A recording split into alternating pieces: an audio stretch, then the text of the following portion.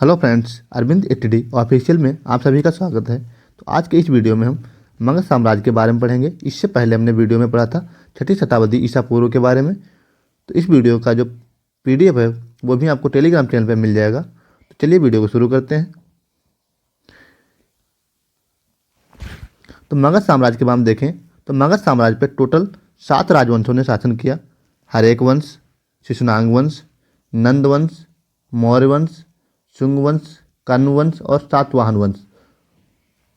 हरेक वंश के शासन के बारे में देखें तो हरेक वंश में बिंबिसार, अजातशत्रु, उदयन तथा उसके उत्तराधिकारियों ने इस पर शासन किया।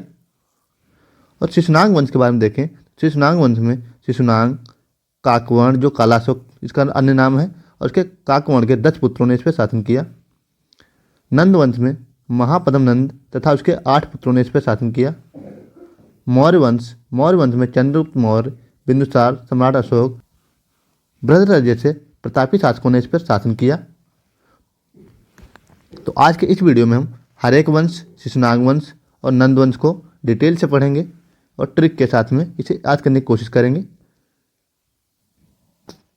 अगर इन 7 राजवंशों को क्रमवार याद किया जाए तो इसकी एक ट्रिक है हसीन मासूका साथ है। तो हाथ से हो जाएगा हरेक वंश, शी से हो जाएगा शिशुनांग वंश, ना से हो जाएगा नंद वंश। इसी हिसाब से माँ से हो जाएगा मौर्य वंश, सा से हो जाएगा शुंग वंश, का से हो जाएगा कण्व वंश और सात से हो जाएगा सातवाहन वंश। यहाँ पे नोट करके दिया हुआ है मगध पर 7 राजवंशों ने शासन किया। तो सबसे पहले देखेंगे मगध का उत्कर्ष यानी मगध का विस्तार कैसे हुआ। तो मगध प्राचीन भारत के 16 महाजनपदों में से एक था और यह सबसे शक्तिशाली महाजनपद था।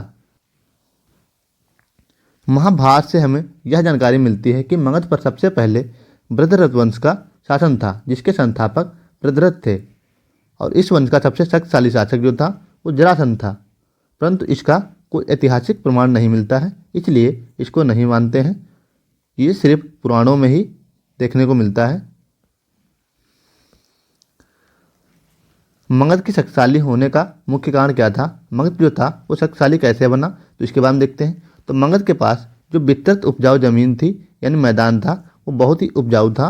ये नदियों जैसे गंगा, सोन आदि नदियों के द्वारा यहाँ पे नवीनतम मिट्टी लाई जाती थी, जिससे यहाँ की पैदावार बढ़ जाती थी और इससे अच्छी उपजाऊ भूमि बन जाती थी, जिससे पैदावार दोगुनी हो जाती थी। इसी कारण ये व्यापार में वृद्धि होती थी। ये इसकी जो फसल थे जो अच्छी उपज होती थी तो वो अन्य राज्यों में इसका व्यापार किया जाता था, जिससे भी इसका विस्तार और भी हुआ। और ये खनिज संसाधनों की उपलब्धता भी थी, जैसे सिंचाइयों के लिए जल उपलब्ध हो जाता था। प्राकृतिक सुरक्षा, चारों तरफ से ऐसे प्राकृतिक सुरक्षा भी मिलती थी। उत्तर में गंगा नदी, दक्षिण में विंध्य पर्वत, पश्चिम में सोन नदी, पूर्व में चंपा, इसे आज चारों तरफ से घिरा हुआ था, नदियों से था, जिसलिए इसे प्राकृतिक सुरक्षा प्रदान होती थी। वन क्षेत्र तथा हाथियों की उपलब्धता हो जाती थी, क्योंकि वन क्षेत्र इसके पास में था, वहाँ से अच्छे हाथियों की उपलब्धता हो जाती थी, जिससे ये युद्ध में हाथियों की महत्वता काफ़ी होती थी वहाँ पे। कृषि में लोहे का उपयोग होने लगा था, जिससे नई नई तकनीकें आई और फसलें अच्छी उपजाऊ होने लगी। धान की रोपाई पद्धति का विकास हुआ, जिससे धान की फसल भी अच्छी पैदा होने लगी।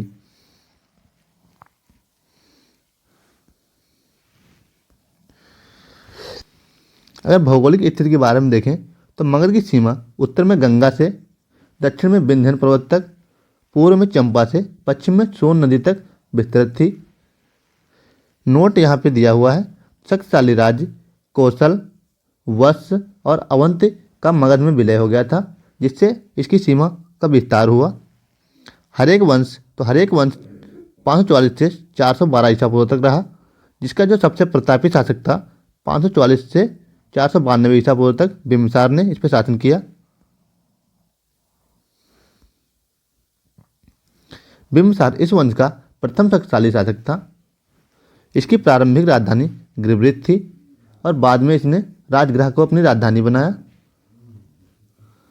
15 वर्ष की आयु में मगध साम्राज्य की बागडोर संभालने वाले बिंबिसार ने लगभग 52 वर्षों तक मगध राज्य पे शासन किया। बिंबिसार का एक अन्य नाम है श्रेणिक, जो जैन साहित्यों में देखने को मिलता है। बिंबिसार ने अपने राज्य की नींव वैवाहिक संबंधों के माध्यम से विस्तार किया। बिंबिसार ने 3 विवाह किए थे। प्रथम पत्नी का इनकी नाम महाकोसला देवी था, जो कौशल राज की पुत्री प्रसेनजीत की बहन थी, जहां से दहेज में काशी प्रांत प्राप्त हुआ था, जिससे महीने की आय 1 लाख रुपए होती थी।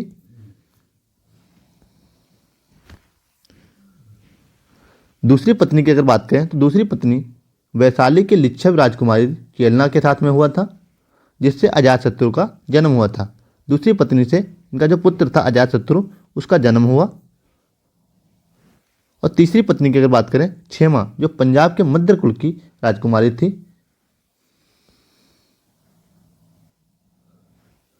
बिंबिसार ने अंग को जीतकर अपने राज्य में मिला लिया था तथा अपने पुत्र अजातशत्रु का वहां का शासक नियुक्त किया।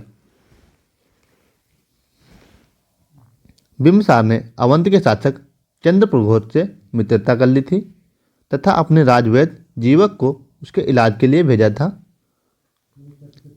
बिंबिसार की हत्या उसके पुत्र अजातशत्रु द्वारा कर दी गई थी तथा 492 ईसा पूर्व में मगध की राजगद्दी पर अजातशत्रु बैठा।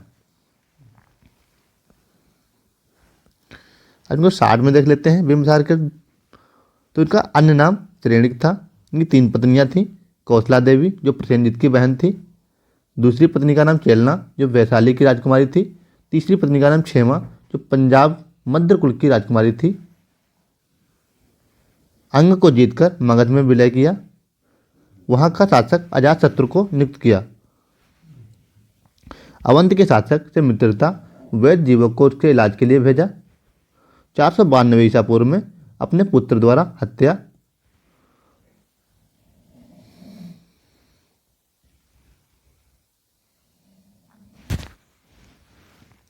अब इसके बाद में देखते हैं अजातशत्रु के बारे में। तो अजातशत्रु का जो शासनकाल रहा है वो 492 ईसा पूर्व से 460 ईसा पूर्व तक रहा है।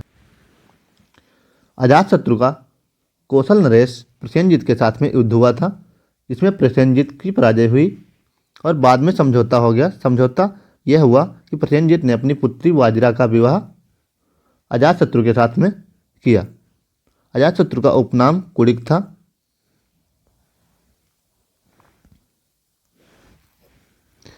अजातशत्रु का लिच्छवियों से युद्ध हुआ था, जिसमें अजातशत्रु ने अपने मित्र वस्कर की सहायता से लिच्छवियों पर विजय प्राप्त की। अगर वीडियो अच्छा लग रहा हो तो वीडियो को लाइक कर दें और चैनल को सब्सक्राइब कर लें, ताकि इसी प्रकार के जीके वीडियो आप तक मिलते रहें। और इसका PDF भी आपको टेलीग्राम चैनल से मिल जाएगा। अजातशत्रु ने इस युद्ध में रथमूसल तथा महाशिलाकंटक जैसे हथियारों का प्रयोग किया। बाद में काशी और वैशाली को मगध में मिला लिया। अजातशत्रु ने 32 वर्षों तक मगध पर शासन किया। बाद में अपने पुत्र उदयन द्वारा हत्या इसकी कर दी गई। अजातशत्रु को शार्ट में यहाँ पे देखते हैं तो इसका अन्य नाम कुड़िक था। प्रसेनजीत की पुत्री वाजिरा से विवाह। प्रथम बौद्ध संगीत का आयोजन इसी के काल में हुआ। उसके बाद में उदयन का शासन देखते हैं तो उदयन 460 ईसा पूर्व से 444 ईसा पूर्व तक इसका शासनकाल रहा है। अजातशत्रु का पुत्र था यह। इसने पाटलिपुत्र की स्थापना की और मगध साम्राज्य की राजधानी को राजगृह से पाटलिपुत्र स्थानांतरित किया। यह क्वेश्चन एग्जाम में पूछा गया कई बार। इसके बाद देखते हैं शिशुनाग वंश के बारे में। तो शिशुनाग वंश जो था वो 412 से 344 ईसा पूर्व तक शासन कर रहा है। इस वंश का जो प्रथम शासक था वो शिशुनाग था। शिशुनाग ने 412 से 394 ईसा पूर्व तक शासन किया। इसका जो परिचय है, इसे महावंश का लिच्छव राजा की वैश्या पत्नी से यह उत्पन्न हुआ था। अवंत की विजय इसने की। मगध साम्राज्य की सीमा मालवा तक इसने फैलाया और वश पर अधिकार कर लिया। गिरिब्रेज के अतिरिक्त वैशाली नगर को दूसरी राजधानी बनाया। इसके बाद देखते हैं कालाशोक। तो कालाशोक का जो शासन रहा है वो 394 ईसा पूर्व से 366 ईसा पूर्व तक इसका शासन रहा है। इसका जो नाम था वह पुराणों में, इसका जो अन्य नाम है पुराण तथा दिव्य दान में इसका काकवर्ण नाम देखने को मिलता है, तथा राजधानी जो थी पुनः वैशाली से पाटलिपुत्र स्थानांतरित कर लिया। द्वितीय बौद्ध संगीत का आयोजन इसी के काल में हुआ। इसने 28 वर्षों तक शासन किया मगध पर। बौद्ध संघ 2 भागों में बढ़ गया था इसी के काल में, इत्थविर और महासंघिक नामक 2 भागों में बटा था। इसके बाद हम देखते हैं नंद वंश के बारे में। तो नंद वंश का जो शासनकाल रहा है वो 344 ईसा पूर्व से 324 या 23 ईसा पूर्व तक रहा है। इसका जो संस्थापक था नंद वंश का वो महापद्म नंद था। पुराणों के अनुसार इस वंश का शासक एक शूद्र था, जिसका अन्य नाम महाबौद्ध वंश में उग्रसेन नाम और कलि का अंश माना जाता है। सर्वक्षत्रात्मक, सभी क्षत्रियों का नाश करने वाला इसे कहा गया है, और दूसरे परशुराम का अवतार यानी भार्गव इसे कहा गया है पुराणों में।